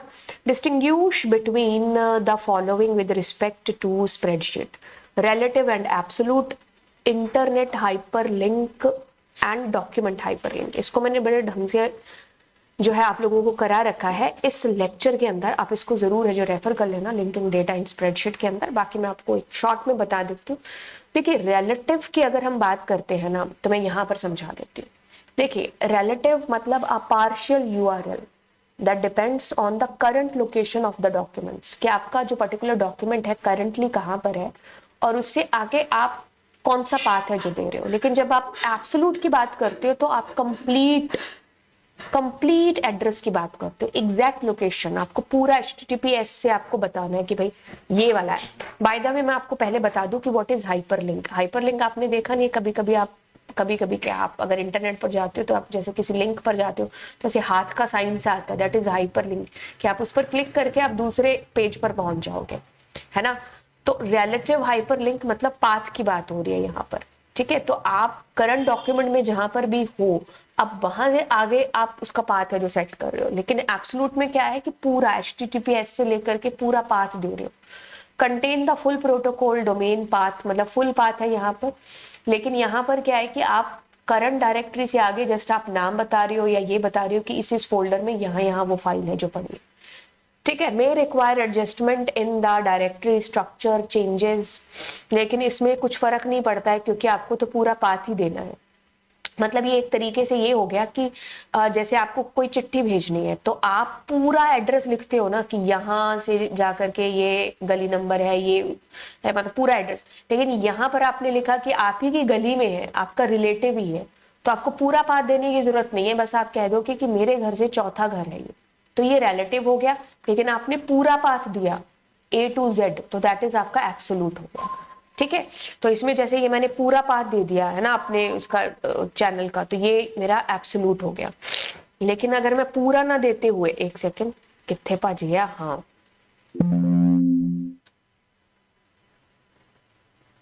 अगर मैं पूरा ना देते ऐसा दे रही हूँ कि यहाँ से यहाँ जाओ आगे पिक्चर में ये पड़ी है, मतलब मैं करंट डायरेक्टरी मेरी यहीं पर ही है ना, तो वो मेरा कौन सा हो गया, रिलेटिव पाथ हो गया, ठीक है। तो ये इसके अंदर आपका आ जाता है। एंड मैंने इसमें और तो कुछ नहीं डाला ना, इसका नहीं, ठीक है। तो रिलेटिव के अंदर मैं आपको दोबारा बता दूं, link will stop working only if the start and the target location change relative to each other. A relative hyperlink is hyperlink that contain an address that is relative to the address of the destination. मतलब अब जहां पर हो आपकी current working directory, बस वहीं से आगे की बात हो रही है, ठीक है। तो file should be in the same folder, तो फाइल जो है आपकी करंट वर्किंग डायरेक्टरी वहीं से आगे है जो होनी चाहिए, आगे पीछे। लेकिन अगर एब्सोल्यूट की बात करते हैं तो कहीं पर भी आप वर्क कर रहे हो, बस आपको पूरा पाथ यहाँ पर देना है, ठीक है। तो पूरा पाथ मतलब आप जैसे एग्जैक्ट लिंक पर क्लिक करोगे उस पर, तो आप वहां पर पहुंच जाओगे, ठीक है, जहां का भी आपने एड्रेस दे रखा हो। अब इंटरनेट हाइपरलिंक मतलब आपने इंटरनेट पर, जैसे अभी मैंने ये वाला जो दिया है, तो ये इंटरनेट होना चाहिए इसके लिए, तो जैसे मैं इस पर क्लिक करूंगी तो मैं अपने चैनल पर ऐसे पहुंच जाऊंगी, चलिए, ठीक है। तो ये हो गया इंटरनेट का एग्जाम्पल, ठीक है। लेकिन अगर हम इसकी बात करते हैं किसकी, डॉक्यूमेंट की, तो एक ऐसा मतलब कि मैंने उस डॉक्यूमेंट पर क्लिक किया तो मैं उस डॉक्यूमेंट पर पहुंच गई। तो ये मैंने इस वीडियो के अंदर आपको बता रखा है ये कैसे क्रिएट करना प्रैक्टिकली, बाकी थ्योरी मैं आपको यहाँ पर बता चुकी हूँ। सेक्शन बी में क्वेश्चन आता है आपके पास कि dash is an organisation which provide you with access to the internet via dial up or direct or wireless connection. मतलब आप इंटरनेट से जुड़ने के लिए, इंटरनेट कनेक्ट कराने के लिए कौन सी ऐसी ऑर्गेनाइजेशन है जिससे, मतलब कौन सी ऐसी ऑर्गेनाइजेशन जो आपको इंटरनेट कनेक्शन प्रोवाइड कराती है। आपके घर में किसका कनेक्शन है, आपको एयरटेल का है, जियो का है ना, वोडाफोन का है। तो इन सब को क्या बोला जाता है, इन सबको इंटरनेट सर्विस प्रोवाइडर बोला जाता है। ये सारी कंपनीज क्या है, इंटरनेट सर्विस प्रोवाइडर है, यानी कि हमें इंटरनेट की सर्विस प्रोवाइड कराती है, ठीक है। तो ISP होता है। Name the software and hardware, software और हार्डवेयर सिक्योरिटी डिवाइस। बस आगे देखने की जरूरत ही नहीं है, जैसे ही इतना क्वेश्चन पढ़ लिया ना, इतने क्वेश्चन से ही एक शब्द निकल करके आता है विच इज फायर वॉल, आग की दीवारें। तो फायरवॉल है जो हमारा हार्डवेयर और सॉफ्टवेयर दोनों के ऊपर बेस्ड हमारा डिवाइस होता है। ये सिक्योरिटी डिवाइस है जो होता है, जो अनऑथोराइज्ड एक्सेस को एक तरीके से क्या है, रोकता है। आपके सिस्टम तक मतलब आपके सिस्टम तक अनऑथराइज एक्सेस ना पहुंच पाए। That analyzes the network traffic and determines if the traffic should be allowed or not। तो आपके सिस्टम तक कौन सा एक्सेस आना चाहिए और कौन सा नहीं, तो ये तय है जो करता है फायरवॉल। ठीक है, सिक्योरिटी डिवाइस है। Dash is the immediate assistance provide to the injured to save life and minimize health loss till the proper medical aid facilities या facility is provided। जैसे आपके आसपास किसी को चोट लग गई, हॉस्पिटल पहुंचने से पहले हम उसको क्या देते हैं, फर्स्ट एड देते हैं ना, तो वही उसी के बारे में पूछा गया है। When primary key constraint is applied on one or more columns, it is known as composite primary key. ठीक है, आपकी टेबल है, आपकी टेबल के अंदर कोई ऐसा कॉलम है ही नहीं है कि जो प्राइमरी की बनने के लायक हो। जैसे मान लीजिए इसमें नेम है, इसमें फादर नेम है, इसमें डेट ऑफ बर्थ है और इसमें मार्क्स है। तो हम क्या करेंगे, नेम, फादर नेम और डेट ऑफ बर्थ, इन तीनों को मिला करके एक प्राइमरी की बना देंगे which is called composite primary key. ठीक है, तो वन और मोर कॉलम्स को मिला करके हमारी जो प्राइमरी की बनाई जाती है that is composite primary key. A row that represent a single data item in a table. एक रो को आप रिकॉर्ड भी कहते हो, ट्यूपल भी कहते हो। ठीक है, explain the term sorting. Sorting मतलब हम अपने डेटा को असेंडिंग या डिसेंडिंग ऑर्डर में सॉर्ट करते हैं। मतलब कह लो कि A to Z, Z to A। ठीक है, असेंडिंग या डिसेंडिंग में, जैसे हमारी मैम कहती है ना कि लाइन से खड़े हो जाओ, छोटे बच्चे आगे बड़े बच्चे पीछे, तो सॉर्ट करा रही होती है हमारी मैम। तो वैसे ही असेंडिंग ऑर्डर में, जैसे आपके अटेंडेंस रजिस्टर में आपके नाम सॉर्टिंग ऑर्डर में सॉर्ट होकर के लिखे गए होते हैं, सॉर्टिंग। ओके, तो अब आगे चलते हैं। कहता है कि write any 4 rules that is to be followed for creating strong password. एक जो अच्छा खासा स्ट्रॉन्ग पासवर्ड है उसके लिए हमें कुछ रूल्स यहाँ पर जो है मैंने निकाल करके रखे हुए हैं। तो आप मतलब जब भी अपने पासवर्ड को रखेंगे तो आप इन चीज़ों को ध्यान में रखेंगे। लेंथ ज़्यादा ना होते हुए तो आप 12 से 14 कैरेक्टर लेंथ है जो होनी चाहिए आपके पासवर्ड की। ठीक है, एंड आप कह लो 8 कैरेक्टर मिनिमम आपके पास होने चाहिए, बाकी आप 12 से 14 कैरेक्टर रख सकते हो। Avoid keeping password based on repetition. Dictionary के वर्ड्स हो गए, क्योंकि जब हैकर हैक करता है तो वो सारे डिक्शनरी के वर्ड्स जो है लगा लगा करके देखता है ना। मतलब वो तो क्या, उसका जो सॉफ्टवेयर है जो उसने बनाया होता है तो वो सारे डिक्शनरी के, तो डिक्शनरी वर्ड्स तो कभी रखने ही नहीं चाहिए हमें पासवर्ड के तौर पर। कोई लेटर या फिर सारे आपने सीक्वेंस, कोई यूजर नेम, अपने पड़ोसी का नाम, पेट का नाम, डेट ऑफ बर्थ, है ना, उससे पहले मुलाकात, इससे पहले मुलाकात, तो ऐसी चीजें नहीं रखनी चाहिए क्योंकि ये जल्दी गेस हो जाती है ना। तो फोन नंबर वगैरह, अक्सर हमारे जो पासवर्ड थे कभी पहले पासवर्ड जिंदगी के, वो हमने फोन नंबर ही शायद रखे थे, अपनी डेट ऑफ बर्थ रखे होंगे, तो हमें ये नहीं रखने चाहिए। इंक्लूड नंबर्स और सिंबल्स हमें उसमें इंक्लूड करने चाहिए। जैसे इसमें देखो एक अच्छा एग्जाम्पल बता रखा है ना, तो इसमें कोई डिक्शनरी वर्ड यूज रखा है, सारे कैपिटल भी हैं और स्मॉल केस भी है, स्पेशल सिंबल्स भी दे रखे हैं, न्यूमेरिकल डेटा भी है। तो ऐसे पासवर्ड को हैक करना इज नेक्स्ट टू आप कह लो कि इम्पॉसिबल हो गया। अब ये कहता है कि कैपिटल और अपर केस, स्मॉल केस सब कुछ यूज हुआ होना चाहिए।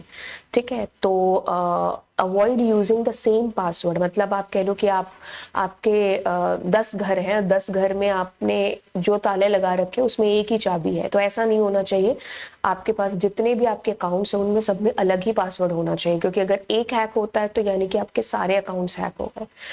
Avoid using something that the public or workmates know you strongly like or dislike। ठीक है, तो आप ऐसे मतलब जैसे आपके फ्रेंड्स हो गए, उनको पता है कि आपका पर्पल कलर अच्छा आपको लगता है ना, तो आप उसके बेसिस पर अगर रखेंगे कलर, मतलब कलर के बेस पर या कोई अपनी चॉइस के बेस पर, है ना, तो उसको गेस करना बड़ा इजी हो जाता है।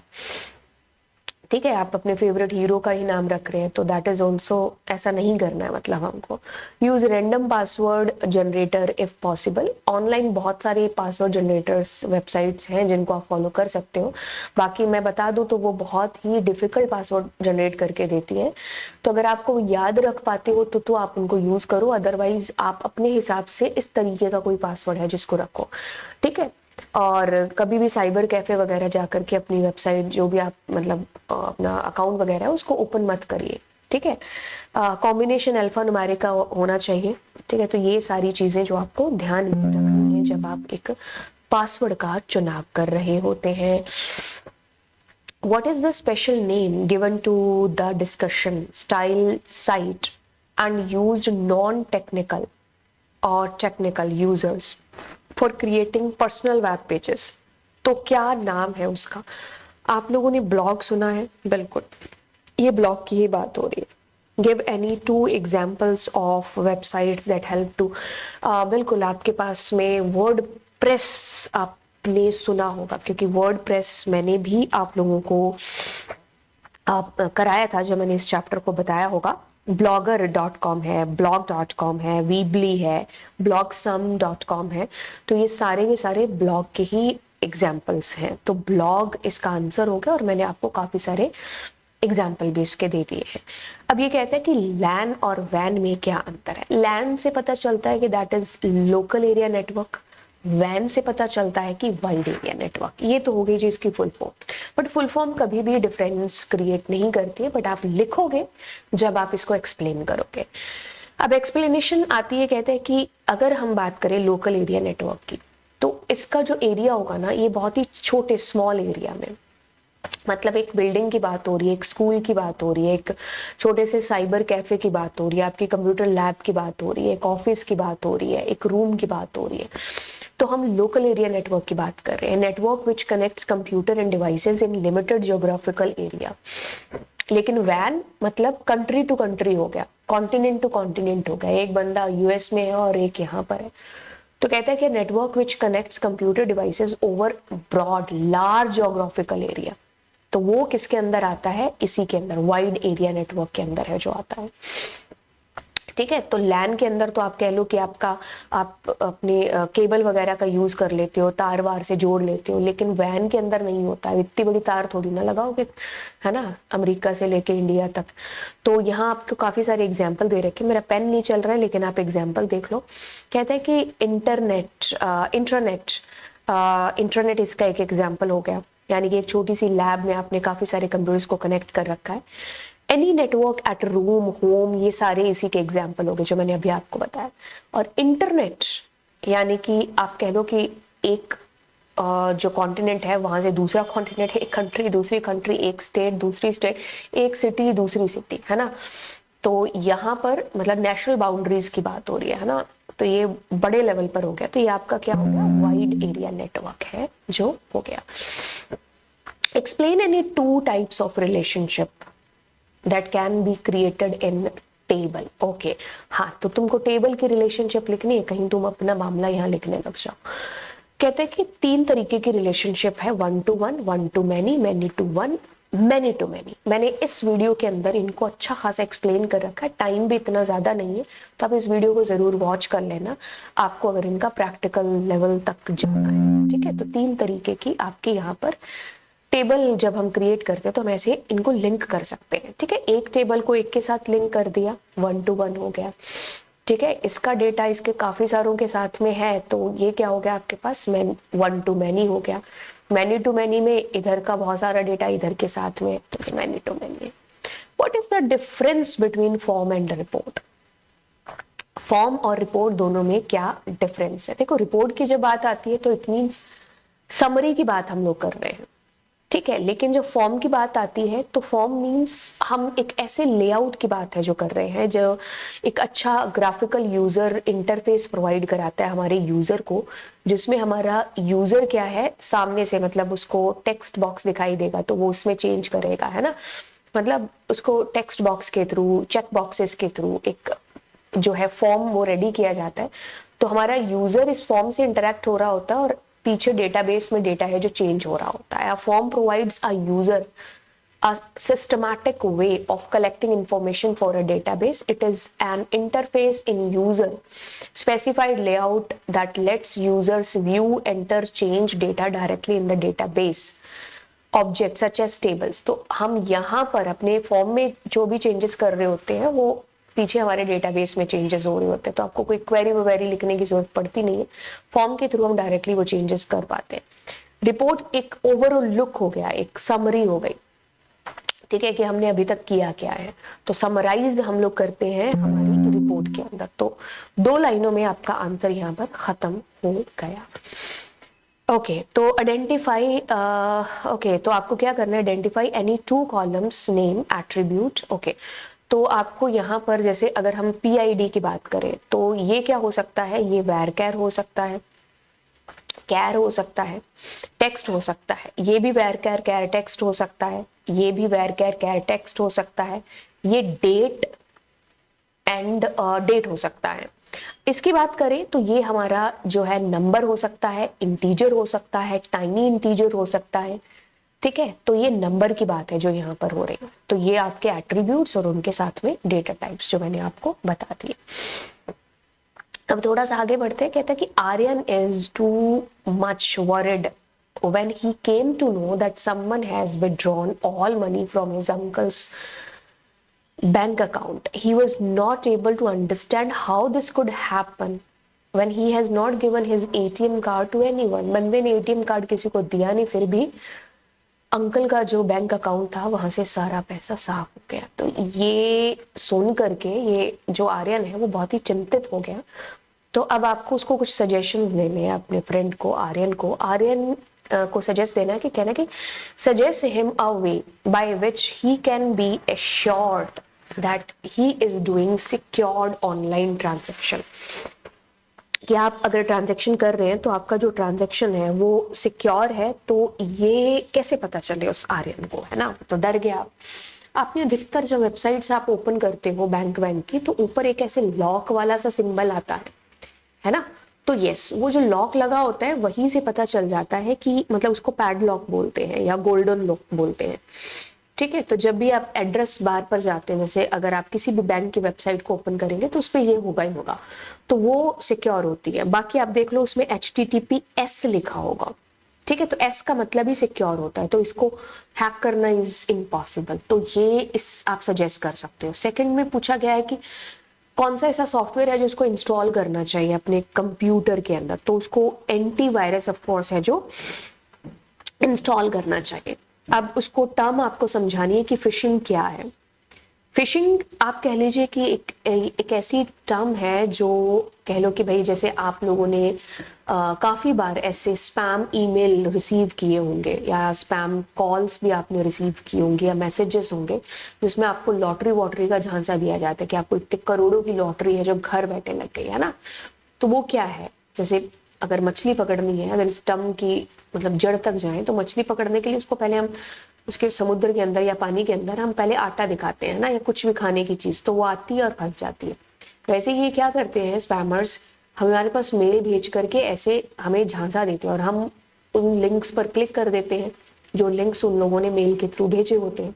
तो जैसे आप उन लिंक्स पर क्लिक करोगे तो बस क्लिक करते ही काम खत्म। तो ये फिशिंग के अंदर है जो आता है। तो fishing is the act of acquiring personal, private या आपकी सेंसिटिव, यानी कि सेंसिटिव डेटा वो डेटा होता है जैसे आपके एटीएम का नंबर हो गया, है ना, आपके अकाउंट का नंबर हो गया, तो ये सेंसिटिव डेटा हो गया, है ना। तो आपका ये डेटा आप कह लो कि एक तरीके से फ्रॉड एक्टिविटीज के थ्रू एक्सेस करने की कोशिश करना, ईमेल के थ्रू, मैसेज के थ्रू, तो वही किस में आता है, फिशिंग के अंदर है जो आता है, ठीक है। ओके, अब कहता है कि he also thinks cookies are harmless. नहीं, कुकीज देखो हार्मलेस भी होती हैं बट हार्मफुल भी है जो होती है, ठीक है। कोई थर्ड पार्टी कुकीज ऐसी होती हैं जो आपके डेटा को जो भी उनके पास में है तो वो अनऑथराइज तरीके से आपके डेटा को एक्सेस करके तो आपको एक तरीके से कह लो ट्रैक करना, या फिर आपकी पर्सनल इंफॉर्मेशन वगैरह किसी और को दे देना, या फिर आपके पास में फालतू की फिर एडवर्टाइजमेंट भेजना। तो इस वजह से हमें जो है कुकीज उनको ज़्यादातर इनेबल्ड ही है जो करके रखना चाहिए, तो हार्मफुल भी है जो होते हैं। Due to pandemic everyone was bound to stay at home but due to internet the whole world is connected. बिल्कुल, अगर पैंडमिक टाइम को सोचती हूँ ना, तो मैं यही कहती हूँ कि अगर इंटरनेट नहीं होता ना, तो पैंडमिक उस तरीके से नहीं बीतता जिस तरीके से हमारा बीता है।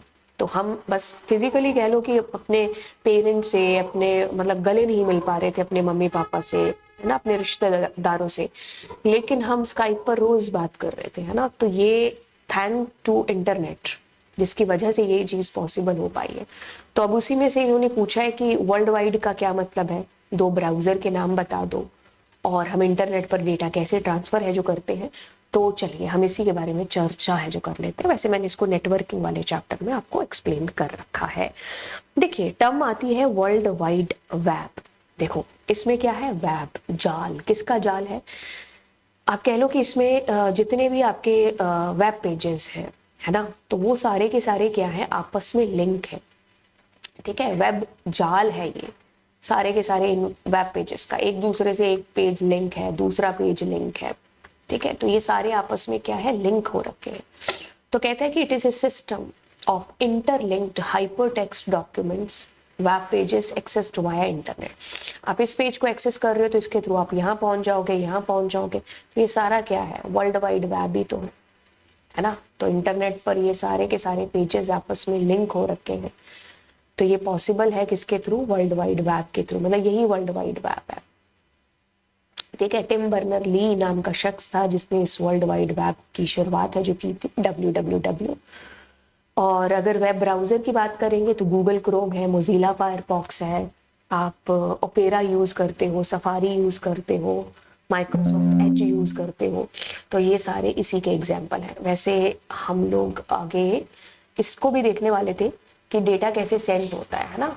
तो देखो, जब भी हम डेटा एक जगह से दूसरी जगह भेजते हैं, जैसे मान लो मैंने किसी को मैसेज भेजा ABC, है ना, तब ये मैसेज है। अब ये मेरा मैसेज ऐसा नहीं है कि उसके पास ABC जैसे मैंने भेजा और वैसे जाएगा। अब ये क्या होगा, छोटे छोटे पैकेट्स में डिवाइड होता है। ठीक है, तो इनको चंक्स को क्या बोलते हैं, पैकेट्स बोलते हैं। अब ये पैकेट्स अलग अलग रूट से होते हुए आपके जो है, जैसे मान लो अगर हम इसको डायग्राम के थ्रू है जो समझते हैं, अलग से बनाते हैं, ये आपका कंप्यूटर है और ये आपके दोस्त का कंप्यूटर है। ठीक है, ओके, ये आपके दोस्त का कंप्यूटर। आपने यहां से अपने दोस्त को भेजा कि ABCPYQ, कोई ऐसा मैसेज आपने अपने दोस्त को लिख करके भेजा।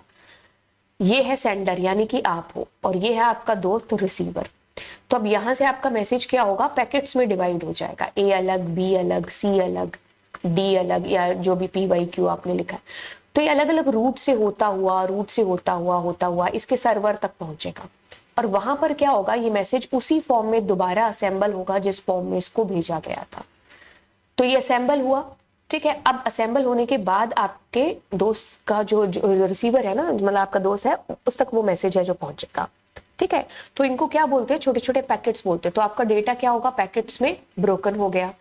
अब हर पैकेट क्या होगा, send from computer to computer until it find its destination. All packets में टेक सेम रूट या फिर अलग अलग रूट ले सकते हैं। All the destination at the destination the packets are examined, कि भाई वो सारे पैकेट्स आ तो गए हैं ना। और अगर कोई पैकेट मान लीजिए मिस हो जाता है तो फिर आपको रीसेंड करना पड़ता है आपका मैसेज, है ना। कई बार आपको मिलता होगा कि भाई ये मैसेज हमें मतलब नहीं मिला, आपने भेजा तो था, तो वो इसी वजह से होगा। ठीक है, तो रीअसेंबल होता है दोबारा से आपका मैसेज, और जैसे ही मतलब रीअसेंबल हो गया तो आपके रिसीवर तक वो मैसेज पहुंच जाता है। ठीक है, तो ये होता है इस तरीके से।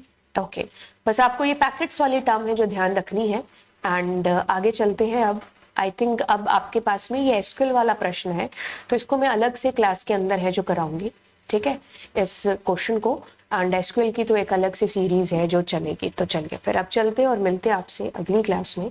Thank you so much. 2022 का मैंने ओरिजिनल पेपर है जो आपको कवर करा दिया है। तो मिलते हैं अगली क्लास में। Bye bye and God bless you all.